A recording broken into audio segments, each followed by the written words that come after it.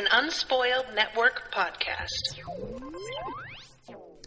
This is Spoil Me, covering Robopocalypse, Part 2, Episodes 7 and 8, and Part 3, I said episodes, Chapters 1, 2, 3, and that's it.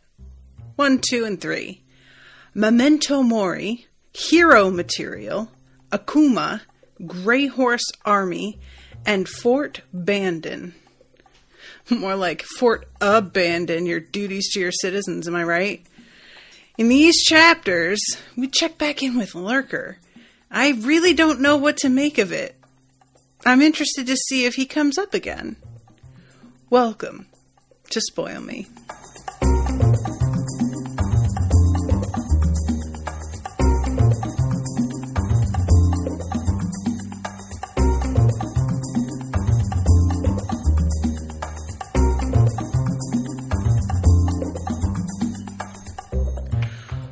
Welcome to the show, everyone. I am Natasha. Thank you very much to Krista for commissioning this episode. If Krista's out there, hi girl. These chapters were a little bit more looping back around since we've gotten to know everybody sort of. I think probably most of the major players. That's not to say that we couldn't get an additional POV added at some point later on. I'm a big fan of that, actually, when you really need a moment to see things from a different perspective, just tossing a one-off chapter from someone else's perspective into the mix. But, as of right now, I feel like we have actually, we've got our check-ins on almost everybody. Like, I think we can say Madeline got checked back in with, even though the next chapter with her in it was from her mother's POV. Other than that, I feel like, I guess Cormac's the one exception, because Cormac we saw in the prologue, but that still counts. So I find this really interesting. I really like getting set up in a story like this with a variety of people so that you get that stippled in and it keeps you wondering, I wonder what happened to this person, you know? I just think that works really well as a device and it keeps my attention. The one thing that can happen, it's not happening here, I will preface with that. But the one thing that can happen is you will have one person who is less interesting and you dread being dropped back into their chapters again. Bran. Not happening here. So I just am hoping it doesn't. So far, so good. So Memento Mori is checking back in with Lurker. And Memento Mori turns out to be the name of the boat, which Memento Mori is two things. One, it's just literally means remember that you must die. And it basically keep your immortality in mind. But the other thing that it is often like a lock of hair or something to remember someone by. Usually like something actually physical, which is why it tends to be a lock of hair, although bones can be a thing. Some people are into like the relic thing with saints and whatnot. And I think death masks might also fall into that category. People would take a plaster mold of somebody's face after they had died in order to keep their likeness around. One of those things that I'm like, I understand the impulse, but no, definitely no. At the same time, I'm kind of like, oh, but I get it, especially if you didn't have photos. You know, you couldn't afford a painting. You could just do that and then be able to remember somebody. So, but still no. So that's the name of the chapter and the name of the boat. Lurker flees his home. This account of the onset of 0 Hour in London was pieced together from recorded conversations between Lurker and people who visited his floating base of operations in the early years of the new war. I really want to know how this works, because how was this pieced together? This is like a complete thing. This is an internal monologue. That is the one thing that I feel a little bit weird about in this section, is that when you're piecing things together, it can only be told from an exterior perspective. But we've got Lurker struggling to keep his cool, talking about how he thinks that he's got it under control and is back to keeping the sort of impassive facade up. And unless it's supposed to be that he was telling someone that afterwards he was talking to somebody being like, so now I feel like I've got my cool back again and I can pull off this vibe. And I don't know. I just don't feel like that's what's meant to be happening here. So I found that a little bit confusing because when it said it was pieced together, I expected something that was like the first chapter with him, where we're watching a camera feed of what he's like doing in front of us on the camera. That said, Krista's here. She says, I have a theory, but we haven't seen how that will work yet, so I won't say. Noted. So I just wanted to bring that up because it was just because of the way that it was prefaced. The whole, like, way that this goes caught me off guard. And it is a little bit weird, too, to be checking back in with Lurker. Technically, we saw him already, but we weren't in his head the first time. So it's kind of funny that despite the fact that we weren't in his head the first time, nothing about how Lurker thinks is a surprise. Lurker is exactly who he seems like he is. He's one of those people that there's nothing new to be found below the surface. You know, it's very much the Elaine saying to Jerry, maybe there's more to Newman than meets the eye. And Jerry saying, no, there's less. That's sort of the vibe I have with Lurker. Now, it's meant to be, by the end of this, that there is a little bit more that he winds up tapping into due to this emergency situation. But at the moment, I don't buy it or believe it, and I spit upon that whole premise. So, let's talk about his vibe. I'm going to be perfectly honest with you all here. I get it. I hate it. I hate that I relate to this at all, but he has this like ongoing contempt for people that I also have a lot of the time. And it's only in the like last 5 years of my life that I've really been like, ooh, this isn't normal. Yeah, this isn't like how most people interact with the world. Like a lot of people think that they're the smartest person in the room. That's like kind of just everybody thinks they're the center of the universe sort of thing. But there's like an additional edge to it that like isn't really okay. And I've been working on it and being aware of it and trying to be more reining it in and realizing that it stems from something that's like kind of gross and maybe curbed. The thing with Lurker is that he is in this weird position where he is looked down on by a lot of people. You can tell that he has a lot of resentment by the way he gives this speech at the end about how everybody's been like, you know, looking down on him and the people in these chat rooms and what they do, but they're going to suddenly be needing them and worshiping them as like saviors. And there's an element of like really wanting respect that he feels he deserves and has not gotten. That is not something that I relate to. Like, it's weird because I have contempt for people, but then I have almost equal, if not greater, contempt for myself in turn. So it's not even a superiority complex that I have. It's more just like, oh my God, we are all so pathetic. Do you see us? This is really embarrassing. Like, that's kind of how it is all the time. And with Lurker, it's much more like, these idiots, can't they see that and that's like a step further, and that I don't have, which is probably for the best, but I do just get it, barely. And the thing is that he gets that sort of confirmed by the fact that he is better at a lot of things than the people that he knows. He probably is better at things because he doesn't have a sense of empathy. You know, which leaves a lot more open to him because he's willing to compromise himself in ways that maybe other people wouldn't be. And probably, due to his attitude, doesn't have a lot of close friends, so he has the time to devote to things like this because he doesn't have other shit to do. So the person that he's with on this boat is named Artrod. He's 35. I don't remember how old Lurker is meant to be. Is he like a teenager? Or is he in his early 20s? Whatever it is, Artrod is older than him.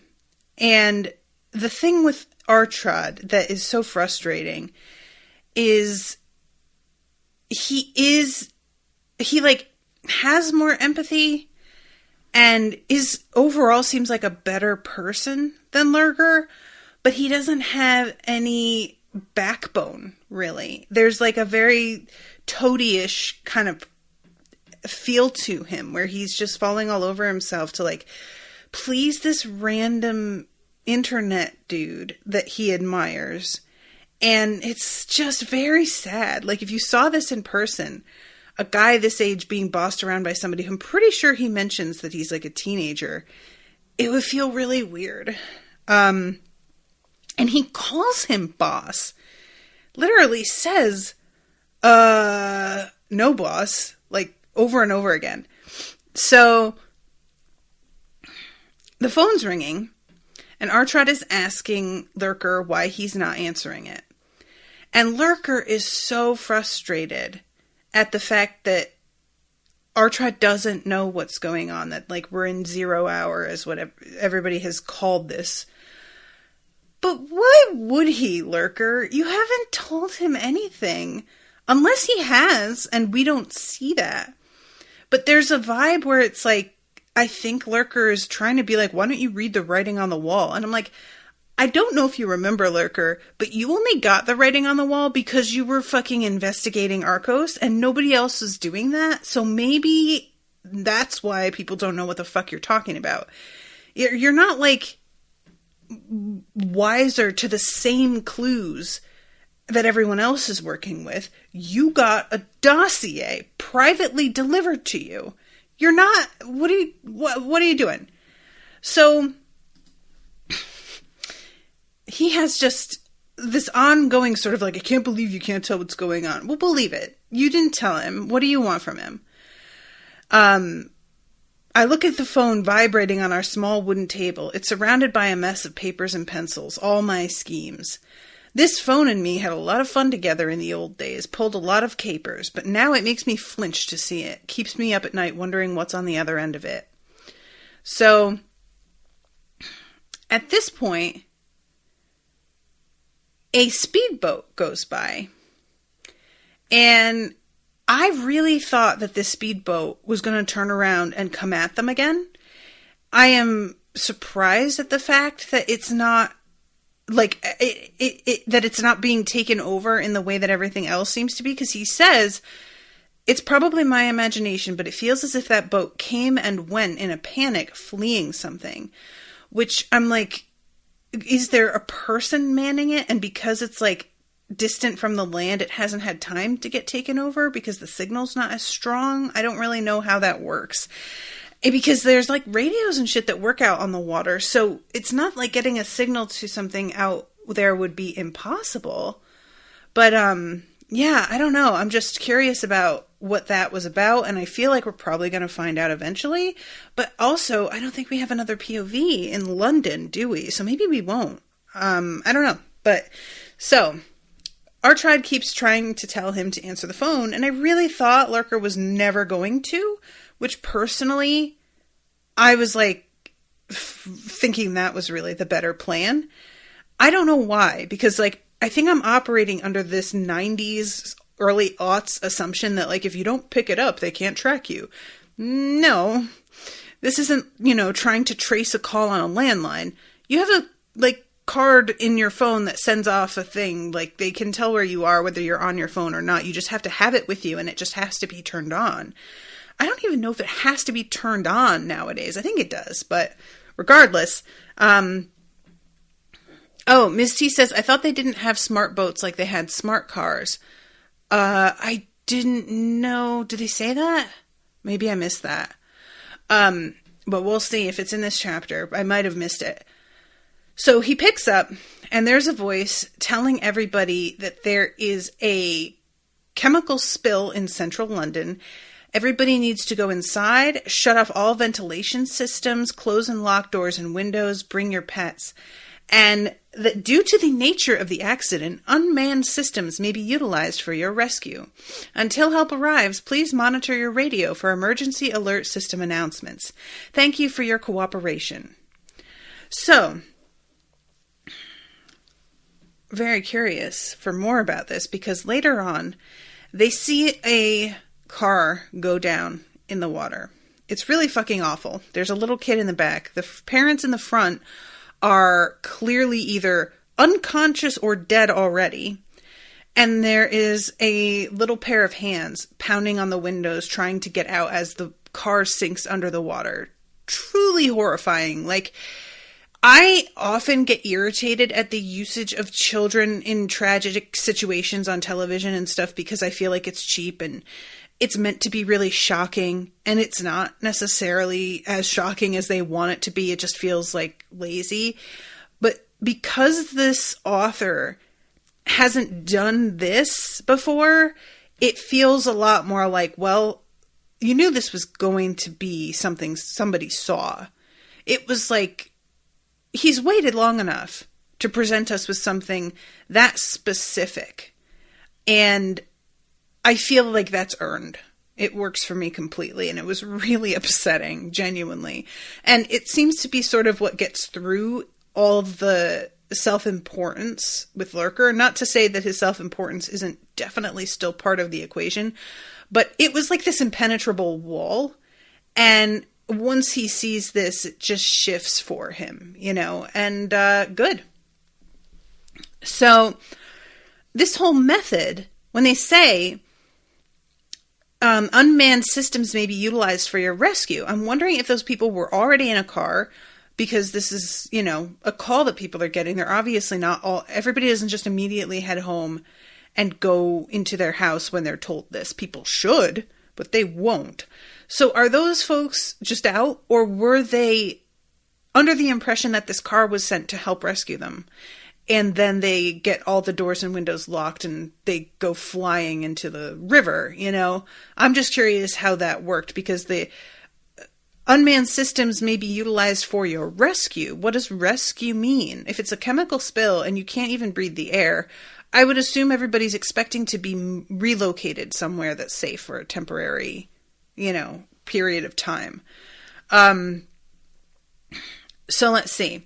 He tells Artrod to unmoor them. And fucking Artrod is just still, it doesn't seem like Lurker has told him anything, like I said. So he's still operating under this assumption that we can definitely trust this phone call. And he argues about that they should shut the windows and everything. Lurker loses his temper, screams at him. He's walking towards the flimsy front door of the houseboat, as he goddamn well should be. Our shoddy wharf is old and rotten and has been here forever. We're tied to it tight in 3 places, and if we don't get untied, we won't be going anywhere.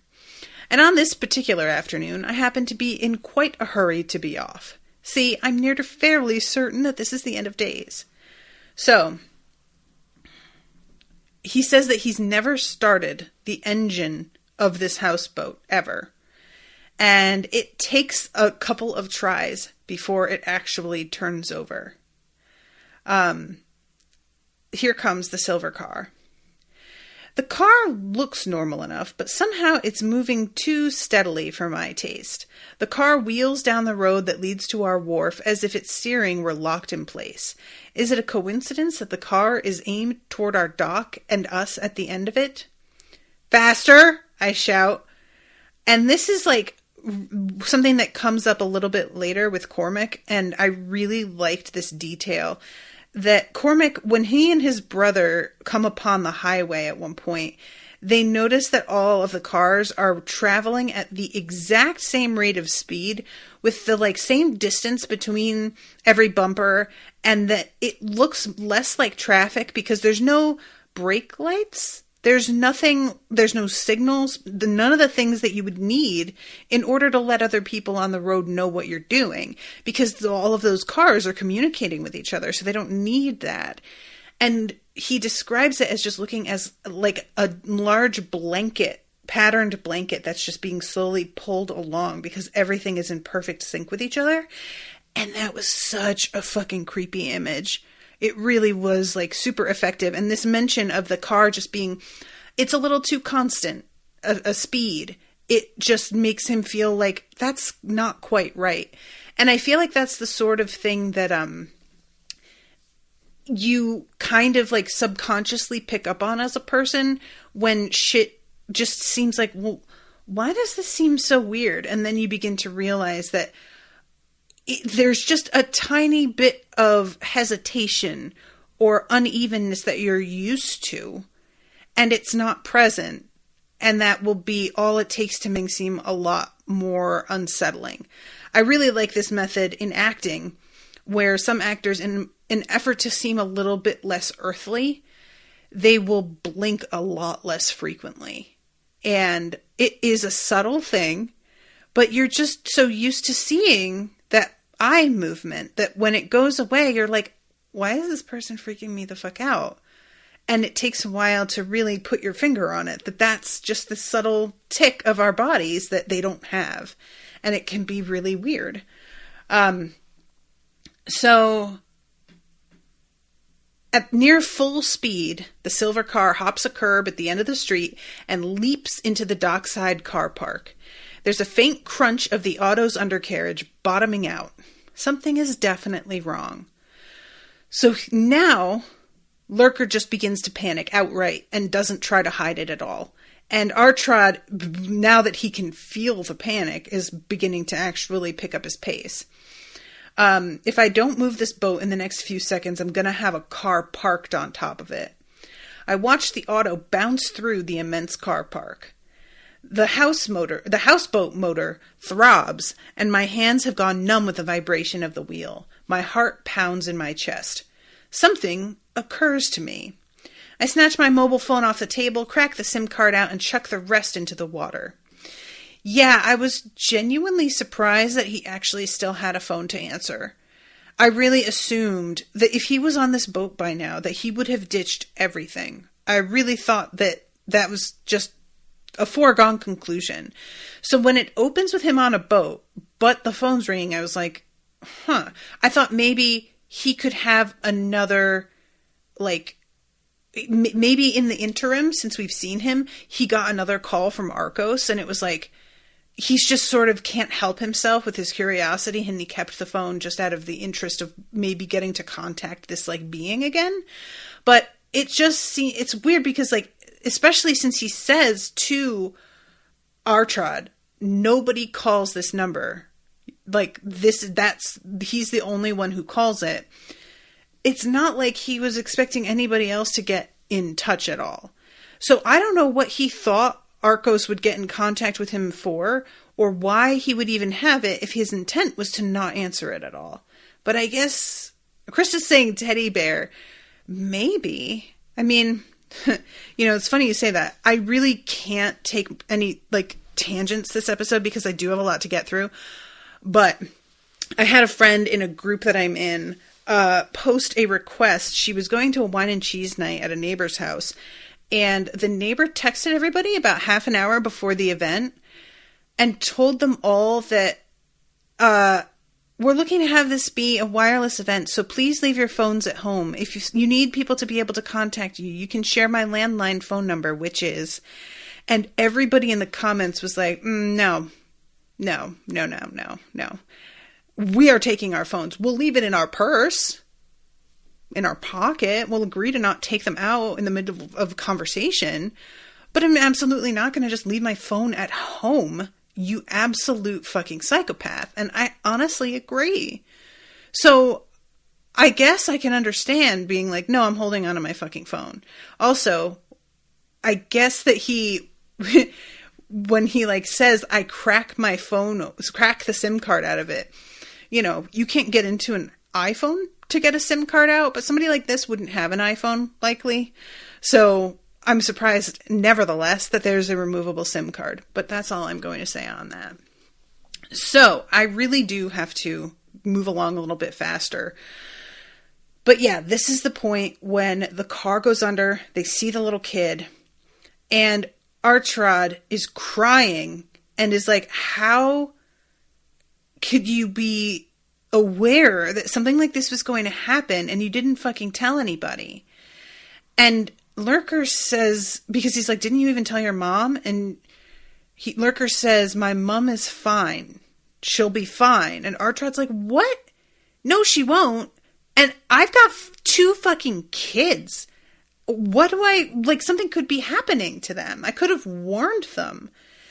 And this is when Lurker does the whole, we survived for a reason. This thing has played its hand. It's using its machines to hurt people, but we're savvy. We can help. We can save all those poor sheep out there. We'll save them and they'll thank us for it. They'll worship us for it. Me and you, we're coming out on top. It's all in the plan, mate. And honestly, I don't buy it either. Like, Artrod is just like, low-key bullshit. That doesn't sound like something that you have ever been interested in, being a humanitarian who's just helping out of, like, I don't think so. And he says, you know, we are going to get revenge. And he takes Artrod by the hand and says, all the way to the very end, and someday we'll be in the history books for it, guaranteed. And then the commentary from Cormac is, this event appeared to represent a turning point in Lurker's life. As the new war began in earnest, it seems that he left all childish things behind him and started behaving as a member of the human race. In further records, Lurker's arrogance and vanity remain the same, but his breathtaking selfishness seems to have disappeared along with the silver car.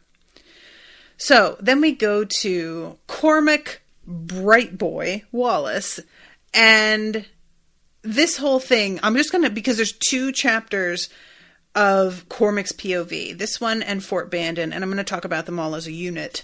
So, Cormac has this brother, and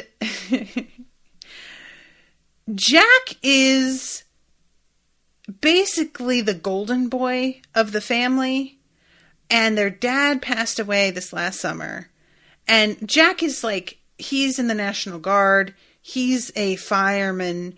He's obviously like up on his training and fit and has a good head on his shoulders. And his brother, Cormac, had been sleeping on Jack's couch for a while. As he puts it, mooching. And it turns out that he had pawned this bayonet that their fucking great-grandfather, I think. My dad gave me a special bayonet from World War II. Oh, so it was their dad's. Or maybe by now, it would be their great-grandfather. But, well, he says Pappy risked his life for it. I think that has to be their dad. But anyway, he just, like, pawned it, and his brother is super pissed, and we join them, like, kind of in media res, where he has just gotten punched in the face. And is like, I can't believe that you punched me in the face. Like, I really thought that we had a kind of agreement that that wasn't how it was going to be. And, like, Jack looks a little ashamed of himself, but doesn't apologize. And Cormac has to admit privately that Jack has a right to be as angry as he is, and that he did a fucked up thing, and that selling it was not right. But he can't say that out loud. Eventually he does, but not right now. So Jack stalks away angry. When the sand-colored walking landmine appears at the end of the tunnel, he reacts instantly. I don't remember where they are here. Let's see. I don't know that. I'm just trying to catch Jack and calm him down. Before we reach the wide open-air tunnel that runs under the street and across the shopping pavilion. Okay, so they're in, like, a plaza. Okay, because the tunnels go to, like, a parking lot. I know that kind of area. Oh, yeah, Krista, I know they're in Boston. I just wasn't sure, like, where they'd be, that they're in a tunnel but also on foot, because that's just not usually a thing. But they are, it's like a, you know, when you're in smaller cities, there have to be tunnels to be able to fucking get to anything, because everything is, like, multi-story, and you have all these highways to deal with and shit.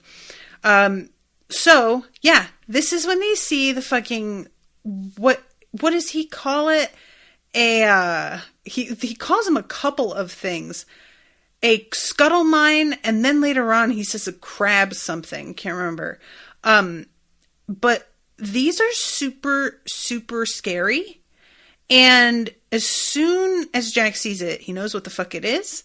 He knows how they work, where it probably came from. He's assuming that it's probably gotten out of the National Guard armory. It's targeting Cormac. Either we disable it or it disables one of us.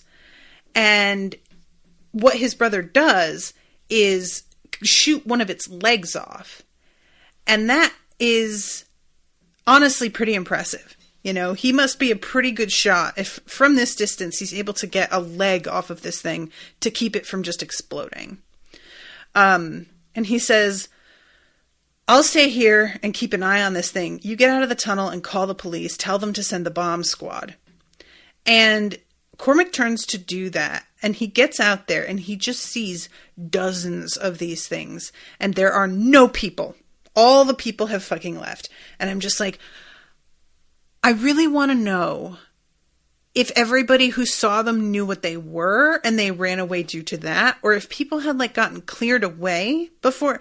Because if you saw a fucking scuttle mine walking around, let's say that we had something like this, I wouldn't know the first thing about what it looks like. And Cormac's assumption is that it's an art installation for a second. He doesn't even realize, process what he's seeing. So if people did run, they're showing a lot more sense in this book than I think they'd actually show, including myself. But it's fine. I think that as a group, I think human beings really underestimated the fucking idiocy of the human race in the face of an emergency situation up until last year. So probably we're just assuming the best of everybody out of the gate too much if anything was written before 2020. And hopefully we've begun to get wise a little bit. But regardless, so he comes back and tells Jack basically something is really wrong. And Jack starts telling him how to walk with these things around to keep them from targeting you. Don't walk with a pattern. Hop instead. When we do set foot on the ground, we lunge quickly from one position to the next. As we proceed, Jack's words string together into concrete ideas that penetrate my stunned confusion. If you see target-seeking behavior get away, they will swarm. They aren't moving that fast, but there's a lot of them. So, eventually, they do see a woman who is in a store, and she sees it out the window. And see, this is what I'm talking about. I'm surprised that more people didn't react this way, but people left. And this woman comes up to it, and it immediately blows up in response to, her walking toward it. And it's just, those moments where shit has gotten real, and they're realizing that something serious is happening. Jack hasn't totally, later on, Cormac makes a good point, because Jack is, they're both looking at this in different ways that have their own advantages. I feel like Cormac is sort of, it's tempting to see him as the, inept loser who doesn't get how to cope with this kind of emergency situation, which is true to an extent, but also Jack is so reliant on the system in place that he doesn't, understand how completely that unravels when things aren't going according to any plan that anyone could have foreseen. But that said, it's Cormac later who's like, why don't we just let the police deal with this? And Jack has to be the one to point out, did you see any cops out there? Because, this is military-grade equipment. They don't have the equipment on their end to cope with this kind of thing. So even if they were out there, they would do us no good. We need to get to the military. So they go to the National Guard armory, and they get fucking completely geared up. I'm trying to find the spot because he really puts a ton of stuff in the, here it is. He throws things onto the counter. Socks, boots, pants, shirts, canteens, helmets, gloves, knee pads, earplugs, bandages, thermal underwear, space blankets, rucksacks, ammo belts, and other stuff I don't even recognize. He tells Cormac to put on an army combat uniform, make sure they stay warm, because reminder, it's Boston in Thanksgiving. So if you've lived in the Northeast, you know temperatures are easily freezing, like during the day at Thanksgiving.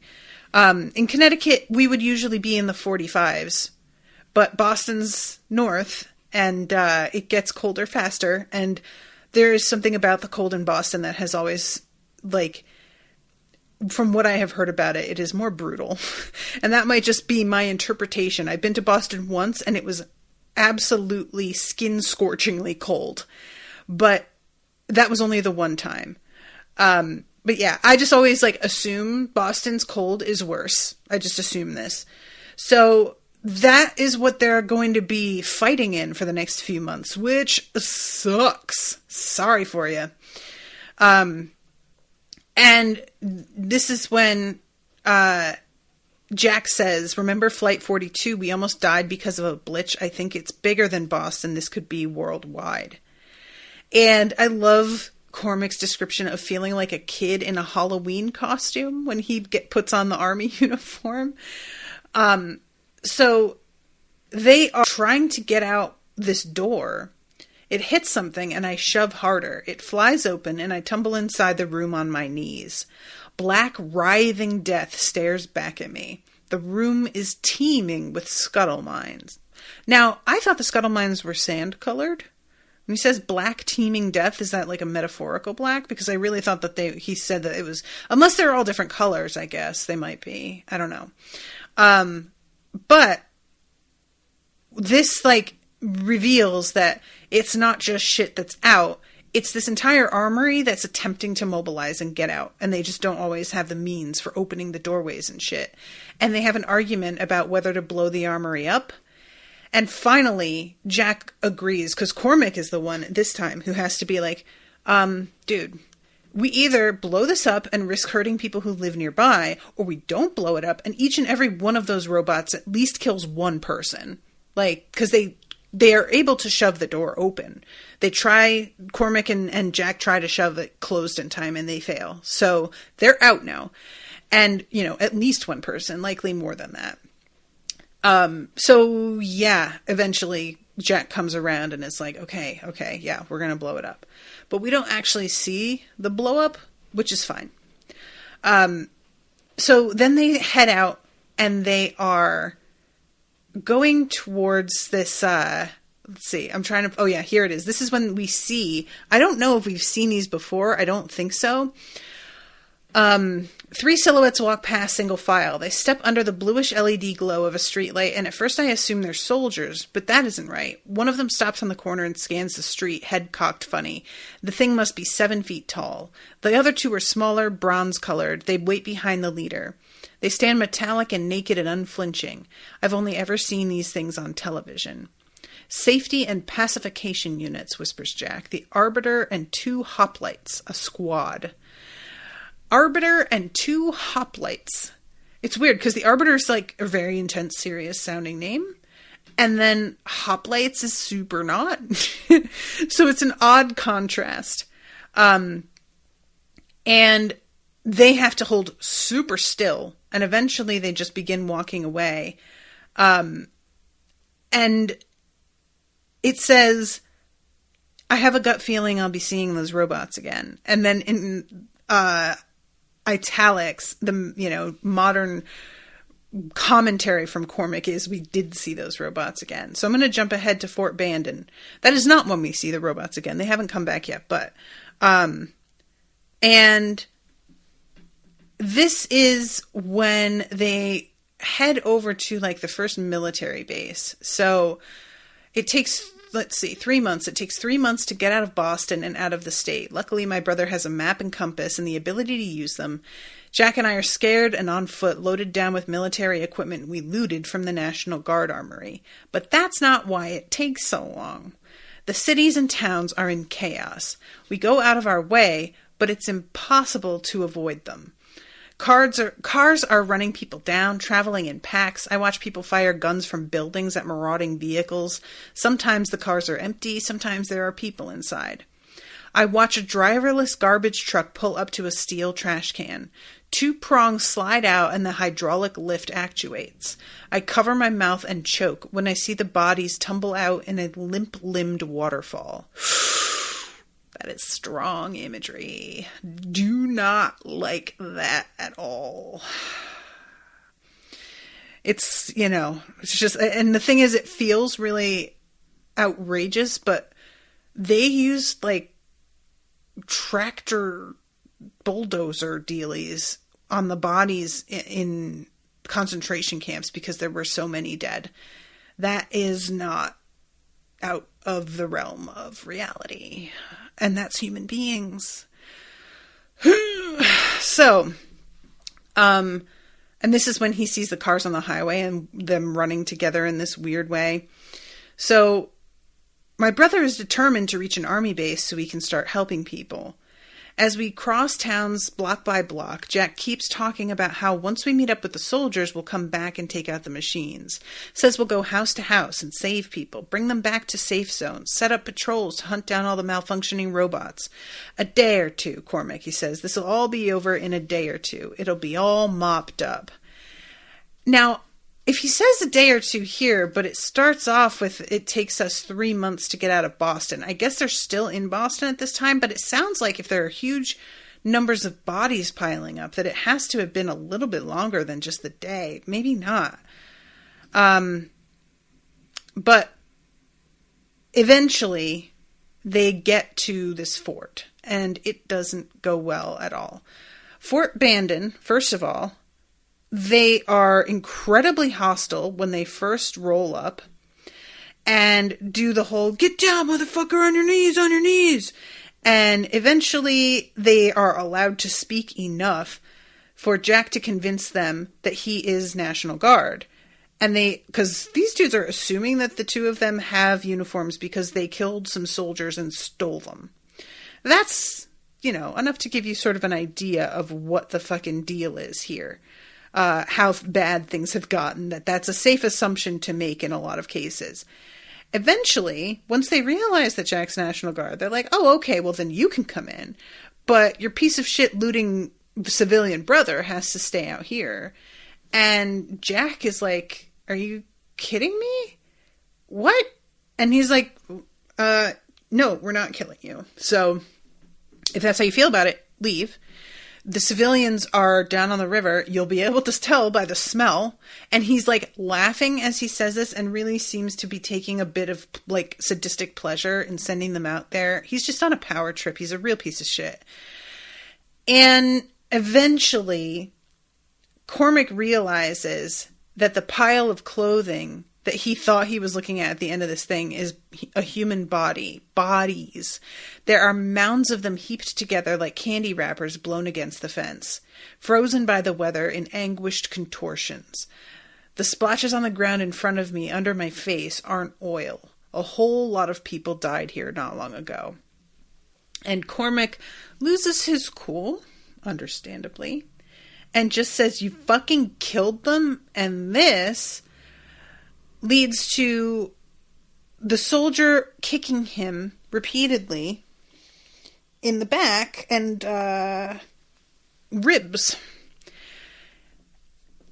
Carl, who is up in the tower and responsible apparently for like shooting baddies, including them, I guess, and including maybe the people piled up against the fence, Carl tries to convince him to like calm it down. At one point, the guy pulls a gun and says, there's been enough of that already, don't you think? Let's disengage. Corporal, let's disengage. The gun doesn't fire, but I can feel those faceless boots waiting there, waiting for me to say something. And it's just one of those moments where I really wish that we were in Jack's head a little bit, because he's been like aiming to get to this place, and then to have it be this way when he arrives. I really would have liked to hear what he was thinking in his head. It's just, so disappointing when you have your hopes pinned on an institution that just does not give a fuck. And maybe part of it is that they weren't prepared, and that's all well and good, but like nevertheless. So then we get the description of the refugee camp down by the river. The reason that people are here is because there's this like massive wrought iron fence between the land and the road, so robots wouldn't be able to like get past that very easily. And then the terrain itself isn't paved or anything, so it would be really difficult for a robot to come across it. Once we see later what's going on at Grey Horse Army chapter, it seems like they're beginning to get past that problem. But the refugees sleep snoozing under piles of blankets inside freshly looted tents and on the ground. They fight, scuffling with fists and knives and an occasional gunshot. They're angry and scared and hungry. Some beg camp to camp, some steal firewood and trinkets, some walk away into the city and don't come back.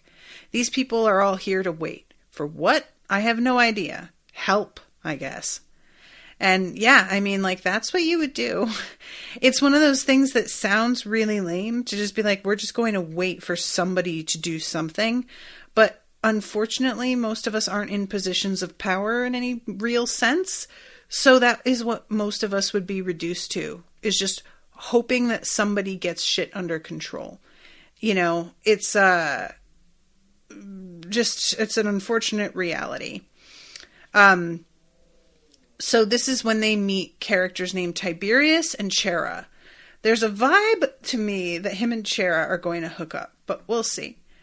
And the two, like, Chera is very antagonistic at first because she sees their uniforms and assumes they're some of the same piece of shit army that just, like, mowed a bunch of people down, evidently. But Tiberius is a little bit more forbearing and is like, look at their uniforms. They aren't the same, and tells them to come sit down. And when they sit down, they like have a drink and they're chatting. And then all of a sudden they see this man come running towards them. And it's that Carl guy who had the gun trained on them and was convincing the corporal to back off. A few hundred yards up the river's edge, a pall of ragged screams rise up, thin, disappearing into the atmosphere. Blanketed figures dash between dim red campfires. That pair of headlights is dashing directly through the middle of the refugee camp in our direction. Spotted it from the tower when it went off base, says Carl. Came to warn people. How nice of you, Carl, I mutter, holding my bruised ribs. And Jack says something about how it's a Humvee and there's no way to stop it. And Chera says that we can shoot for the tires. And Carl is like, headlights, then the sensor pack on top, because the tires are honeycomb. And so they won't just collapse if you shoot one of them, which, like, yeah, it's a military grade vehicle. I would think they would be prepared for getting shot in the tires. That's what most people would go for. So they do that. It does not seem to stop it at all. And then they begin to realize that there is a drone. And that is what's sort of giving it its eyes, despite the fact that the sensor on the Humvee itself has been shot out. So the Humvee charges past us and bashes through a campfire a dozen yards away. Embers from the fire cascade over its hood like a meteor streaking through the atmosphere. And they shoot the thing in the sky. They scatter. The Humvee rolls to a stop just past the hill. It moves away from us, jerking forward, and starts and stops like a blind man feeling his way down a path. So, this, they understand, is the first of probably multiple more attacks that are going to be coming. And they decide that they are going to take off, and then comes an argument about where they're going to go. And it turns out that Chera knows about the Grey Horse community and wants to go there. Understandably, Cormac says, I'm not going to, let's see, where is it? I'm not hiking across America on the whim of some chick we just met. Look, he's not wrong. You know, like, and honestly, I definitely personally would be like teaming up with her because she's got a fucking gun and knows, like, she's just got good instincts, clearly. But I'm not mad at him for taking this kind of attitude toward it. And she grabs him and says, teaming with your brother is my best chance at survival. Unlike you, he knows what he's doing, and he's good at it. So why don't you just shut the fuck up and think it through? You're both bright boys. You want to survive. This isn't a hard choice to make. And this is when Cormac is sort of like, ooh, okay. I mean, yeah. And says, I just don't know. I feel safe in your arms. She lets go and gives me a shove. You wish, bright boy, she snorts. A thundering laugh startles all of us. Tiberius, looking like a huge shadow, throws on his backpack. Then it's settled, he says. The 5 of us make a good team. The 5 of us became the heart of Bright Boy Squad. On that night, we began a long journey through the wilderness to Grey Horse. We were not yet well-armed or well-trained, but we were lucky. During the months after 0 hour, Rob was busy processing the roughly 4 billion human beings living in major population centers of the world. It would be the better part of a year before we emerged from the woods, battle-scarred and weary. While we were gone, however, momentous events were taking place that would alter the landscape of the new war. So let's back up, and we will talk about Chapter 1 of Part 3, Akuma, from Takeo Nomura's POV. I'm going to be honest, Takeo Nomura for me at the moment is the least interesting of the POVs. The thing about him is that it's like he's so good with computers that he feels almost magical, and so there's less of a sense of danger for him because he's just so good at doing something very specialized that nobody else can really pull off yet. We'll see in the Grey Horse Army chapter that somebody else does manage to domesticate one, is what the word that they use, which I think is fun. But, it's still like a very particular thing with him. The opening of this, a multitude of industrial robots, surveillance cameras, and Rob bugs corroborate the following story, which was told in great detail by Mr. Takeo Nomura to members of the Adachi Self-Defense Force. From the beginning of the new war up till its last moments, Mr. Nomura seemed to have been surrounded by friendly robots. All Japanese has been translated into English for this document. So basically what's going on here is he has figured out an area that he can stay with a sort of moat that he has created around this building so that the machines can't get to him. And he is aware that they can come via the air or they can be big enough that the moat won't matter. And eventually that is what happens. But at first, this is a pretty good means of keeping them away. And he is like using the Yubin-kun, which I think is the little dude from the mail room that we met last time. It has faithfully executed many missions for the cause. Thanks to me, Yubin-kun has a clear mind, unlike the evil machines that plague the city, the Akuma. So the place that he is staying is a factory, Lilliputian Industries. The glass behind the barred windows has been shattered and replaced by strips of sheet metal welded into the steel frame of the building. A rolling bay door dominates the front of the building, a modern-day portcullis.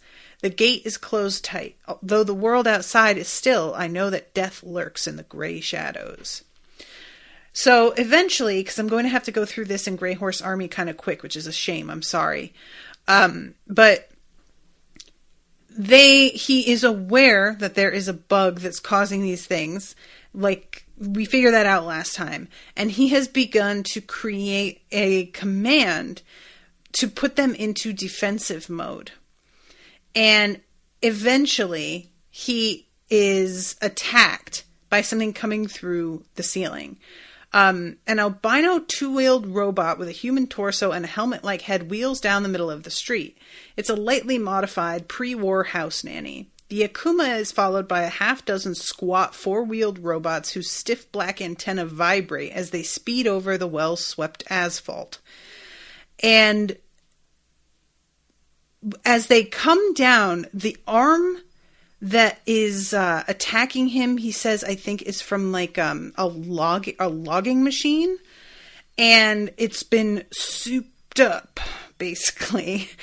So there's like jets of fire coming out of it, and the robots are protecting him from it with these big sheets of clear plastic that begin to sort of droop because of the heat. And there's something like adorable about it, you know, him managing to get, because there's multiple robots that he is repairing and trying to make into his own army. And eventually he is really going to town on one of them, the evil ones. And all of a sudden, Arcos's voice comes out and asks him to please stop. And Arcos tries to make a deal with him. I will give you Mikiko back, and I will disconnect from her so that I can't affect her. I will sever contact with her mind. And if you will turn yourself into the nearest labor camp, basically saying, we are not enemies. And I'm like, aren't you though? Like, what do you mean? You definitely are. Arcos, you don't get it. Why don't you get it? So he says, you will not give Mikiko to me. I will take her from you. Wait, says the Akuma. I pull my glasses down on the tip of my nose and kneel.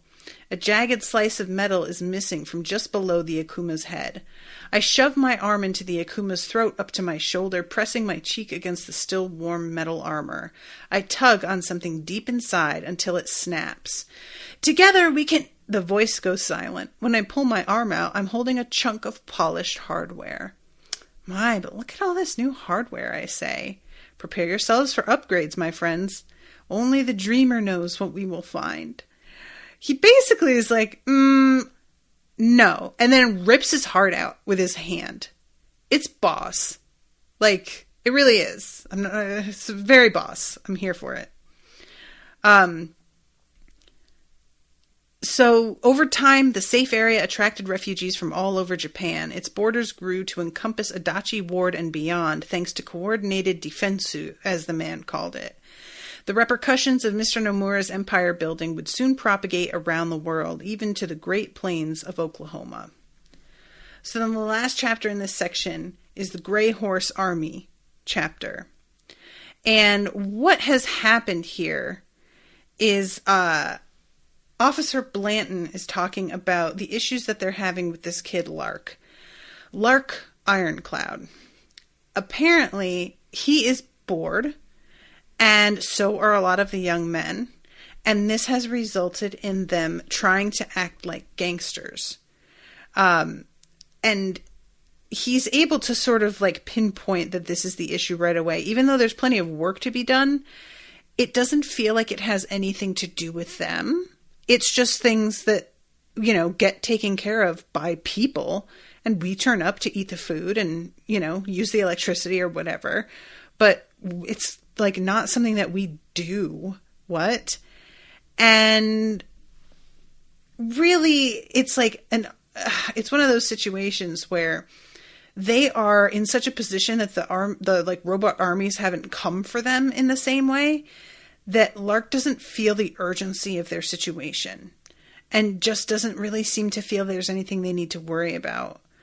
And Lonnie is just like, dude, it's just a matter of time. They're leaving us alone for now because they have bigger fish to fry, but they're gonna come for us. And Lark is like, yeah, I don't think so, dude. If they wanted to kill us, they would have just dropped a bomb. Like, they don't care. And Lonnie has to be like, yeah, they don't want to destroy the planet, though.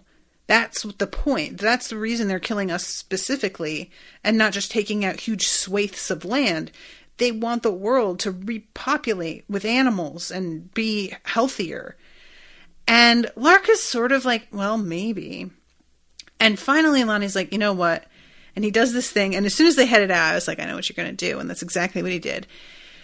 First, he takes Lark to a spot where there is a robot that has been upgraded so that it can walk on uneven terrain. And this is the first of its kind that Lonnie has ever seen. Lark, for his part, is obviously really good with computers and stuff because he's like assessing the changes that have been made for it to be adapted, but still isn't really like concerned the way I want him to be. Even once they realize, oh yeah, this one got caught in a trap, but there are definitely others around and like loose out here. Eventually, Lonnie tries to be like, I want your people to team up with the cops. And he's like, yeah, definitely not. And Lonnie's like, all right then. And he says, you're going to have to find your way home. And he gets up and it's the middle of the night and there's a fire lit because Lark had just been like, all right, where's the food? And he's like, oh yeah, I didn't bring any food. And understandably, Lark freaks out a little bit. And Lonnie gets up, leaves, and is like, no, you'll find your way home. I'll be there before you. And I know that you don't know the way, but you'll figure it out. So when he gets back, everybody thinks that Lonnie killed Lark. And honestly, that was sort of what I was thinking too. I was like, he left with him and comes back without him. It's really not going to look very good. So it takes a little while and everybody's sort of baying for blood at this point. And Lark turns around and comes back. There's a line here as he's leaving Lonnie, or as Lonnie's leaving Lark. No matter how much kids beg to be treated like adults, nobody likes to let go of their childhood. You wish for it and dream of it, and the second you have it, you wonder what you've done. You wonder what it is you've become. That's one of those interesting lines where I'm like, that's probably true. There's a lot of people who don't get the luxury of having the childhood that other people had too. So it's definitely not as universally true as I think a lot of us believe it is. But I understand it. It's certainly been highlighted by a number of people, according to Kindle.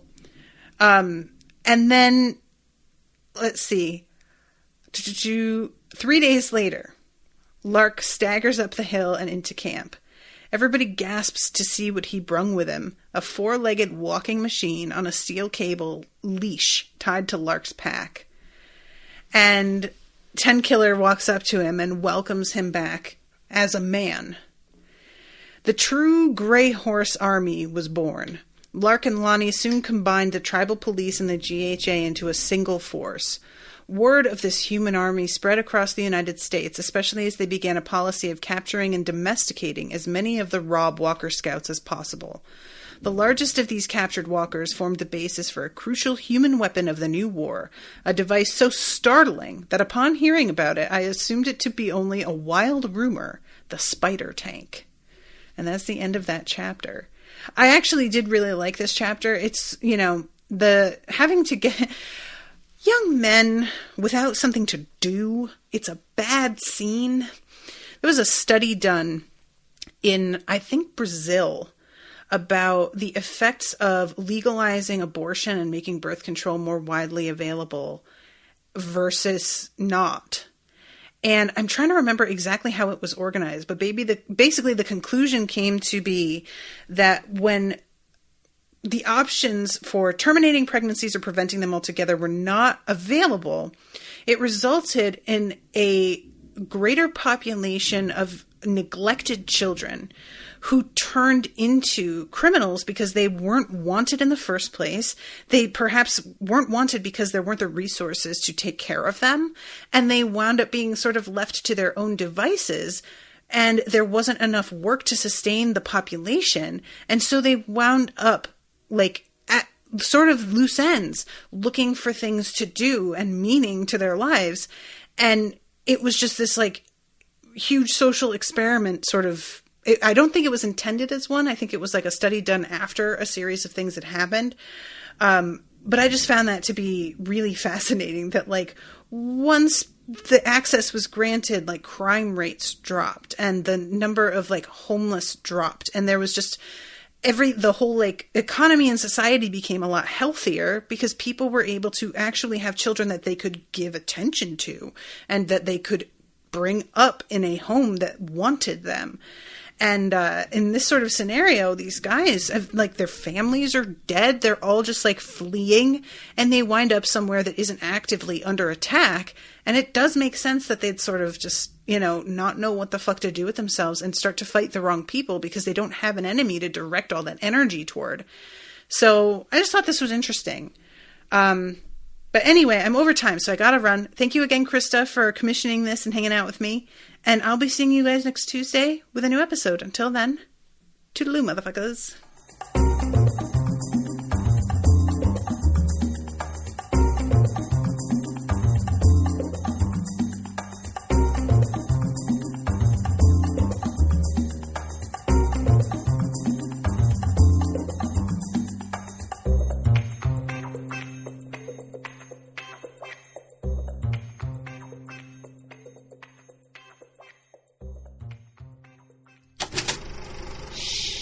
That was an Unspoiled Network podcast.